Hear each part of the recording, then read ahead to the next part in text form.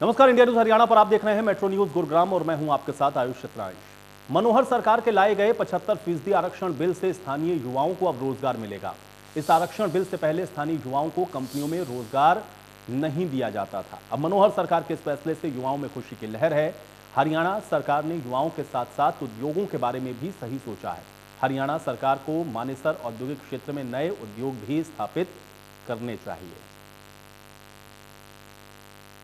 हरियाणा के युवाओं को निजी क्षेत्र की नौकरियों में 75% आरक्षण देने का काम जो हमारे माननीय मुख्यमंत्री मनोहर लाल खट्टर सरकार ने किया है, मैं माननीय खट्टर साहब का सारे हृदय से धन्यवाद करता हूं, आभार करता हूं कि माननीय खट्टर साहब ने इतना अच्छा स्टेप लेकर हरियाणा के युवाओं के लिए जो काम किया है और जो हमारे कानून में नियम शर्तों में जो बदलाव किया है, मैं खट्टर साहब का तहे दिल से धन्यवाद करता हूं, आभार करता हूं। गुरुग्राम के डीएलएफ फेज 3 में भूमाफियाओं के खिलाफ दूसरे दिन भी बड़ी कार्रवाई की गई है। प्रशासन ने 60 करोड़ की जमीन को अतिक्रमण मुक्त करवाया है। अवैध दुकानें बना करके यहां पर कब्जा किया गया था, जिस पर आज प्रशासन का पीला पंजा चला। इसको अतिक्रमण मुक्त करवाया गया है और भूमाफियाओं के खिलाफ एचएसवीपी ने आज शिकंजा कसते हुए इन अवैध अतिक्रमण को ध्वस्त किया है। तस्वीरें आप देख सकते हैं। सेक्टर 24 और 25 में 60 करोड़ की जमीन है जो कि अतिक्रमण मुक्त आज करवाई गई है।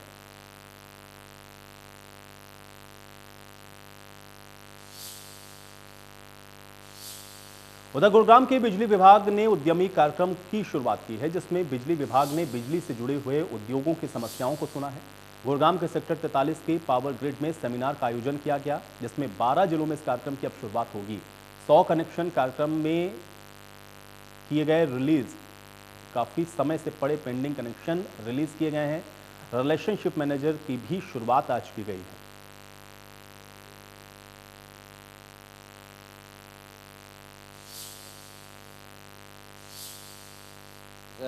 ऑर्किड ख़त्म हो जाएगा, जो पहले भी कहा था लेकिन होता नहीं था।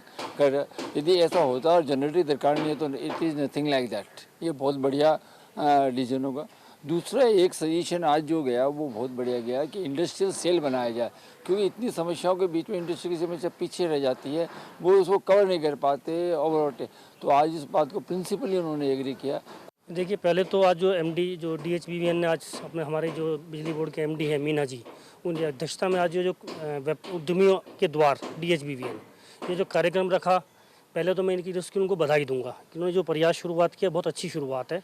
इससे नेचुरली ही एक पॉजिटिव रिजल्ट आएगा। जैसे हमारे मित्र ने बताया, जब एक आपस में वार्तालाप होती है तो उसके अंदर कुछ ना कुछ कंक्लूजन निकलता है।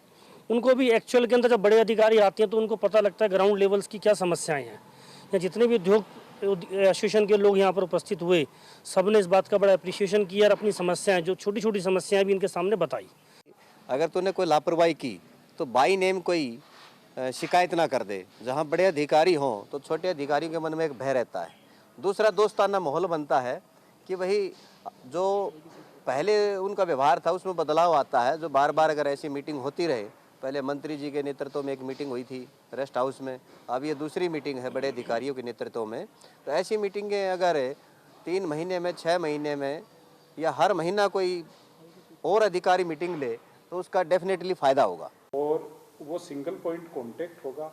उसे किसी एसडीओ, किसी एक्सीएन, किसी हेडक्वार्टर में हिसार में बात करने की आवश्यकता नहीं है। वो अपने रिलेशनशिप मैनेजर से बात करेंगे। जैसे बैंकों में आपने देखा होगा खाते के साथ एक आरएम लगा देते हैं, वैसे ही हम भी आरएम की सुविधा की शुरुआत कर रहे हैं। और साथ ही इंडस्ट्रियल एसोसिएशंस को भी आज हमने बुलाया हुआ था ताकि हम उनको एक रिलायबल पावर दे सकें। तो वहीं कोरोना काल में आई मंदी के बाद एक बार फिर से बाजार रफ्तार पकड़ने लगा है और इसमें तेजी के साथ रियल एस्टेट भी आगे बढ़ रहा है। रियल एस्टेट लंबे समय से कोरोना काल के चलते प्रॉपर्टी बाजार कहीं ना कहीं थमा हुआ था, अब इसमें तेजी के साथ आगे बढ़त देखी जा रही है। ऐसे में प्रॉपर्टी खरीदने या फिर बेचने के लिए लोग सबसे ज्यादा सोशल मीडिया का सहारा ले रहे हैं। इसको देखते हुए 51 इंटरनेशनल कंपनीज ने एक ऐसे वेब पोर्टल की शुरुआत करने जा रही है, जिसमें लोगों को घर बैठे गुरुग्राम की किसी भी जगह पर प्रॉपर्टी की तमाम जानकारी इस वेब पोर्टल के माध्यम से उनको घर बैठे ही मिलेगी। एक प्लेटफॉर्म ऐसा है कि जिसके अंदर मार्केट में बायर्स, सेलर्स एंड मार्केट के जितने भी रियल एस्टेट कंसल्टेंट्स हैं वो इस प्लेटफॉर्म के through property sale and purchase कर सकते हैं। इंटरनेशनल के नाम से ही रहेगा। एंड अगर मैं वेबसाइट की मैं बात करूं तो 51intl.com और 24 नवंबर को इसको हम लॉन्च करने जा रहे हैं। तो कितनी सहूलियत मानते हैं बायर के लिए या फिर प्रॉपर्टी डीलर्स हैं जो ब्रोकर्स हैं? अगर मैं बायर्स की बात करूं तो बायर एक ही प्लेटफॉर्म के थ्रू प्रॉपर्टी परचेज भी कर सकते हैं, प्रॉपर्टी सेल भी कर सकते हैं, प्लस में कोई भी प्रॉपर्टी अपग्रेड करनी है तो वो इसी प्लेटफॉर्म के थ्रू वो भी कर सकते हैं। और अगर मैं हमारे जितने भी रियल एस्टेट कंसल्टेंट्स हैं उनके लिए अगर मैं बात करूं तो इस प्लेटफॉर्म के थ्रू अगर उनका कोई भी मार्केट में बायर चल रहे हैं या सेलर चल रहे हैं वो इस प्लेटफॉर्म के थ्रू प्रॉपर्टी सेल भी कर सकते हैं या अपने बायर के लिए प्रॉपर्टी देख भी सकते हैं। बिल्कुल इसमें हम 2 प्लेटफॉर्म्स हैं। गुड़गांव में जितनी भी न्यू डेवलपमेंट्स हैं, जो भी चाहे वो MG रोड है, गोल्फ कोर्स रोड है, एक्सटेंशन रोड है, जो भी नए प्रोजेक्ट्स बन रहे हैं ऑल ओवर गुड़गांव के अंदर, तो उसमें भी किसी को भी प्रॉपर्टी परचेज करनी है वो अंडर वन रूफ उसमें भी वो देख सकते हैं। प्लस में मार्केट के अंदर जिसको भी रीसेल प्रॉपर्टीज़ की अगर मैं बात करूं जो कि एक सेकेंडरी मार्केट है, तो उसमें सेकेंडरी मार्केट में भी किसी को प्रॉपर्टी परचेज करनी है, सेल करनी है तो अंडर वन रूफ वो सारी की सारी प्रॉपर्टी सेल एंड परचेज कर सकते हैं। इसके साथ साथ इसमें सारी सर्विसेज भी अंडर वन रूफ उन्हें मिलती हैं। ये उधर गुरुग्राम में वेस्ट मैनेजमेंट को लेकर के MCG ने निर्देश जारी किया है कि अब सूखे, गीले और बायो वेस्ट के लिए अलग से कंपोनेंट बनेंगे। गुरुग्राम की 3000 से ज्यादा सोसाइटियों और कॉलोनी से कचरा उठाया जाएगा। इस दौरान सूखे, गीले और बायो वेस्ट के लिए अलग से कंपोनेंट बना करके कचरा एकत्रित किया जाएगा। MCG के ज्वाइंट कमिश्नर ने यह बताया कि गुरुग्राम का सर्वे करवाया गया है जिसमें अब से कचरे को अलग अलग तरह से इकट्ठा किया जाएगा। हालांकि लोगों का दावा है कि कचरे को अभी भी अलग तरीके से इकट्ठा नहीं किया जा रहा।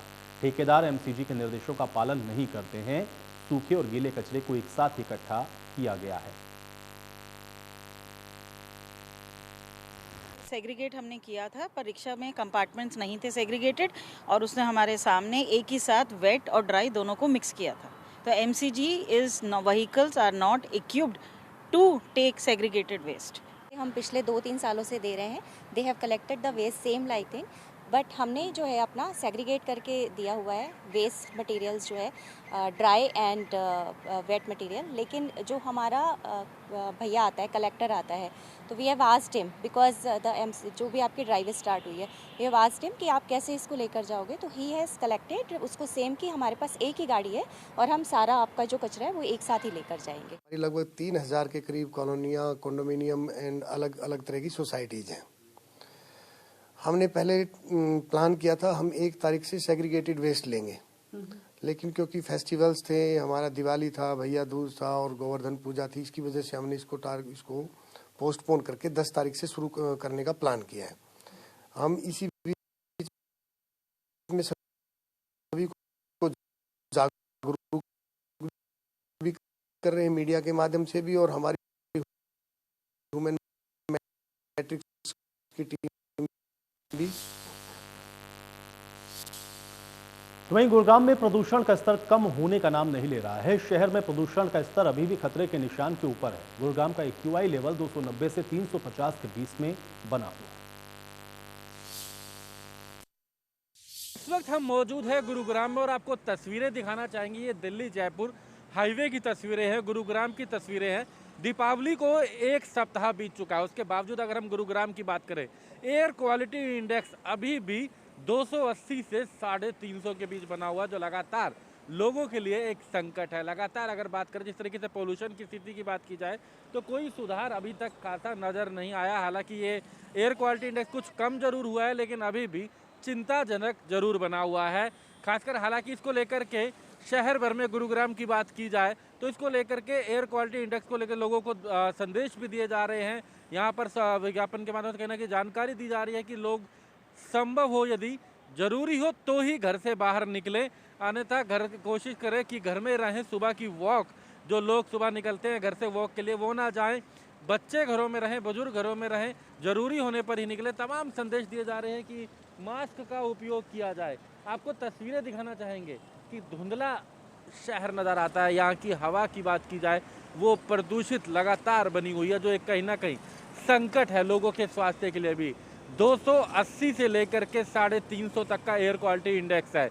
हालांकि अधिकतर क्षेत्र ऐसे हैं जो कि 288, 295 या 300 तक के, लेकिन गुरुग्राम के अगर हम दिल्ली जयपुर हाईवे की बात करें, सोहना रोड की बात करें तो लगभग 350 के आसपास है। और लगातार दिल्ली एनसीआर के अंदर जिस तरीके से ये जहरीला प्रदूषण जो है लोगों के लिए एक बड़ी चुनौती है। अस्पतालों में भी हमने अगर बात करें तो कहीं ना कहीं मरीज आ रहे हैं जिनको खांसी की प्रॉब्लम हो रही है, जिनको कहीं ना कहीं जिस तरीके से जुकाम या इस तरह के वायरल आ रहे हैं। एक बड़ा कारण ये वायु प्रदूषण माना जा रहा है।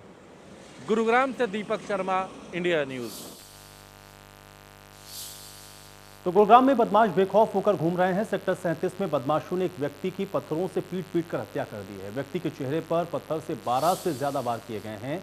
मृतक की अभी तक पहचान नहीं हो पाई है। फिलहाल पुलिस इस पूरे मामले की जांच में जुट गई है। गुरुग्राम के सेक्टर 37 इलाके में एक 45 वर्षीय व्यक्ति की पीट कर हत्या कर दी गई है। मैं इस वक्त उसी मौके पर खड़ा हूं जहां पर गुरुग्राम की क्राइम सीन की टीमें और गुरुग्राम पुलिस जो है मौके पर पहुंचकर इस मामले की तफ्तीश कर रही है। बता दूं कि ये जो इलाका है, जो ऊंची ऊंची इमारतें आप देख रहे हैं, इस इलाके के बीचों बीच यहां पर मध्य रात्रि एक व्यक्ति की पीट कर हत्या कर दी गई, जिसमें अगर पुलिस की माने तो उस व्यक्ति के चेहरे पर चोटें लगी हैं, कुछ शरीर पर चोटें लगी हैं और हत्या करने के बाद जो अपराधी है वो यहां से फरार हो गए हैं। ये सभी जो बिल्डिंगें अंडर कंस्ट्रक्शन है, किसी प्रकार का कोई सीसीटीवी फुटेज। तो गुरुग्राम के बसई इनक्लेव में रात में घर में घुसकर विदेशी मुद्रा 2000 ऑस्ट्रेलियन करेंसी और 1 किलो चांदी पर चोरों ने हाथ साफ कर दिया। हालांकि मकान में चोरी करके बैग में सामान भरकर ले जाते हुए चोर सीसीटीवी कैमरों में कैद हो गए। गुरुग्राम के सेक्टर 10 पुलिस ने इस पूरे मामले में आईपीसी में 380, 457 के तहत मुकदमा दर्ज किया है और अब इस पूरे मामले की जांच शुरू कर दी।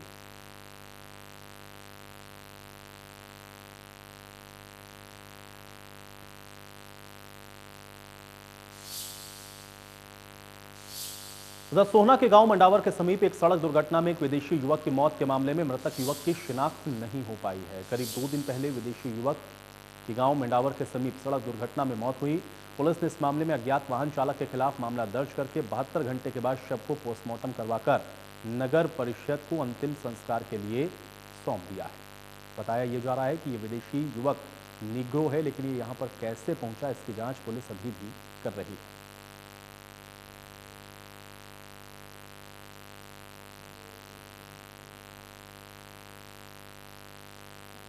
व्यक्ति है जी, और कोई बाहरी टाइप का व्यक्ति है जी, जिसका हमने अभियोग अंकित करके पोस्टमार्टम के लिए जीएच मोर्चरी में सोहना में। तो इसकी कोई पहचान हुई अभी तक? अभी तक किसी प्रकार की कोई पहचान नहीं हुई है। काफ़ी प्रयास किए गए हैं। बाहरी किस्म का व्यक्ति है। तो इनको कहाँ चोट थी? पूरे चेहरे पर और पूरे शरीर पर खरोंच के निशान। तो 8 तारीख को हमारे पास एक इंफॉर्मेशन आई थी। पुलिस एक डेड बॉडी को लेकर आई थी जो विदेशी नागरिक है, और उसको 72 घंटे आज पूरे हो गए हैं। उसको आज पोस्टमार्टम किया है, जिसको सर में चोट है, राइट साइड चेस्ट में भी उसको इंजरी है और कई सारी उसको खरोंचे हैं। एक्सीडेंट का केस है। तो इसमें सर कुछ पता चला इसमें कोई अभी तक? इसके बारे में अभी तक कोई इन्फॉर्मेशन नहीं, कहाँ का है, कौन है। हमारे पास एज अननोन की तरह है, लावारिस है। वैसे है विदेशी आदमी? हाँ, विदेशी है। वैसे विदेशी है। किस तरह का है? जैसे कि कुछ देखो, रंग सांवला है और नेग्रो टाइप का है जी। हाँ, और तो हमारे इधर इस तरह के जनरली नहीं मिलते हैं जी। तो विदेशी है? हाँ जी, विदेशी।